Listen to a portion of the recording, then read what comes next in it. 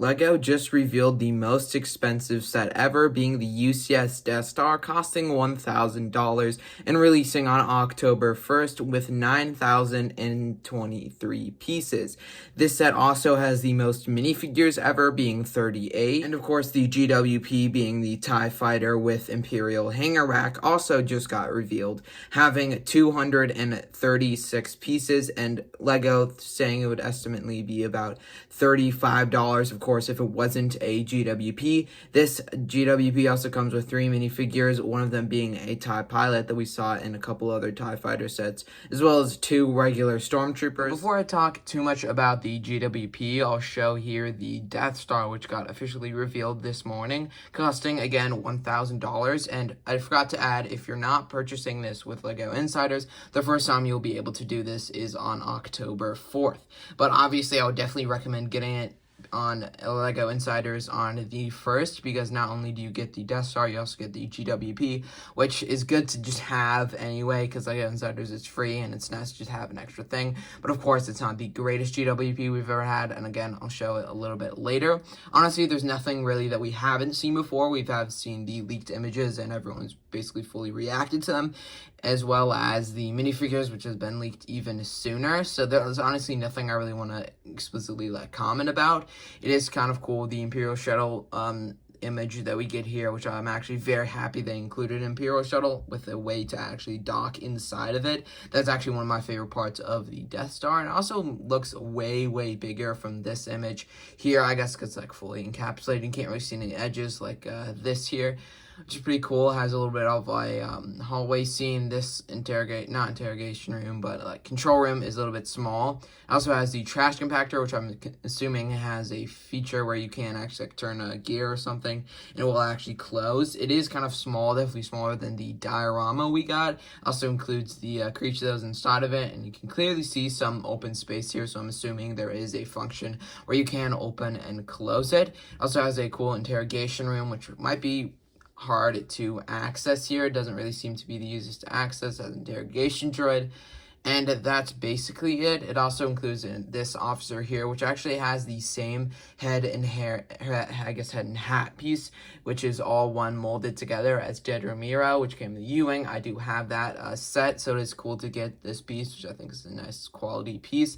But sadly, some of the figures, most figures, don't have any dual molded legs or arm printing, which I definitely see missing, especially in Krennic and Galen Erso. And I do want to add, we never saw this specific hot tub trooper in the Skywalker Saga or Complete Saga, so it's weird we're getting this type of hot tub trooper, which is just a custom LEGO one that LEGO just made. So it would have been weird that we're getting this one. I would have preferred one from a Complete Saga or the Skywalker Saga, but again, one of the features, I think I talked about this when it first got leaked, the Leia figure, I feel like should have a dress piece, which would also be printed, which I think would be very nice, sort of like how they have the Imperial Dignity with the dress piece. Leia has had a dress piece before, some other sets, and it's weird that she doesn't have it here.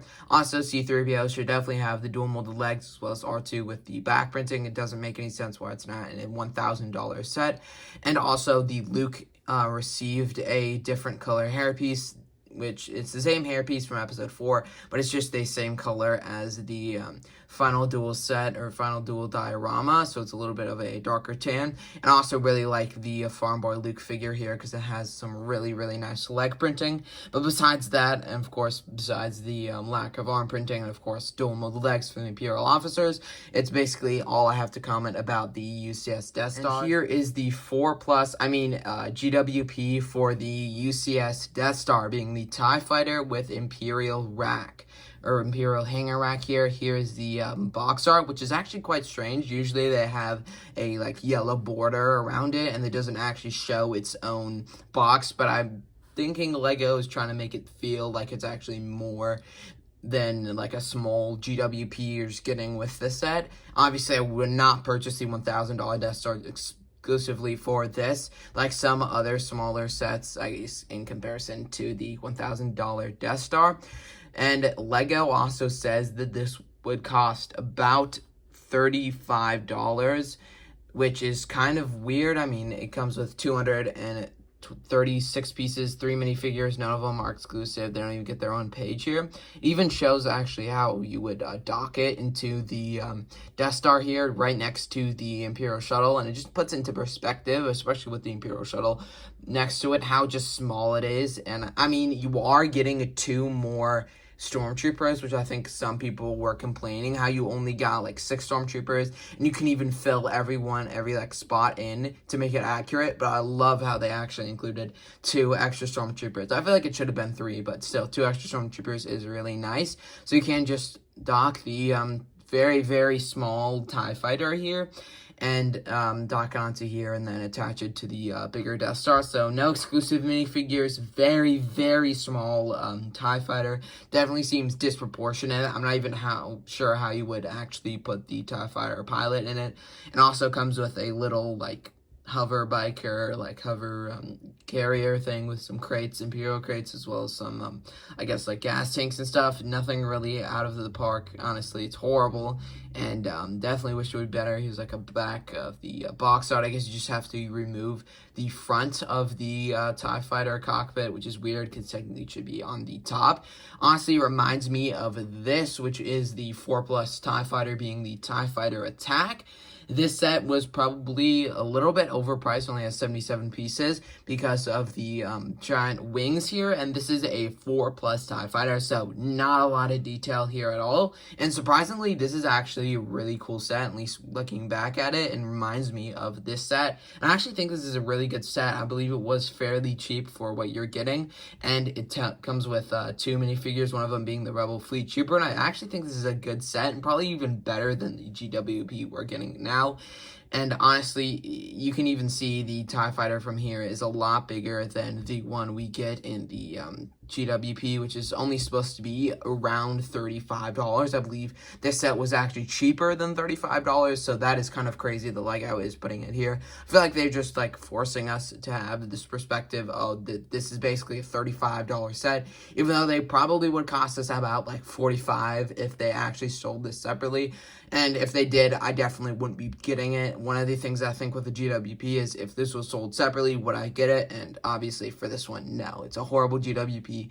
Even if they're going to make a TIE Fighter GWP, which I don't think they should do, it's a horrible TIE Fighter in itself. What I think would have been a really, really good idea is if they got a couple extra stormtroopers, maybe a couple enough to actually fill up the Death Star, and then they had the hot tub from the hot tub stormtrooper as well as the hot tub stormtrooper, and they just had that as the GWP without like a random TIE fighter, and then you could just attach the hot tub somewhere in the Death Star. That would be a lot better than whatever this is. Again, I feel like it would have been a way better choice to have the hot tub with the hot tub stormtrooper, of course, to be the GWP instead of whatever the TIE fighter is. And if they're going to have a TIE fighter, I would have rather had it sold separately, sort of how the Snowtrooper Battle Pack was sold separately from the UCS AT-AT, so you had to get about 20 to completely fill it up. I feel like it would have been cool to have something like that, or maybe like a Stormtrooper Battle Pack, so you could actually fill up the Death Star again, because a lot of people are complaining how small it is, or at least the amount of Stormtroopers you get in with the set. But that's going to do it for today's video. Hope you guys enjoyed. Have an amazing rest of your day,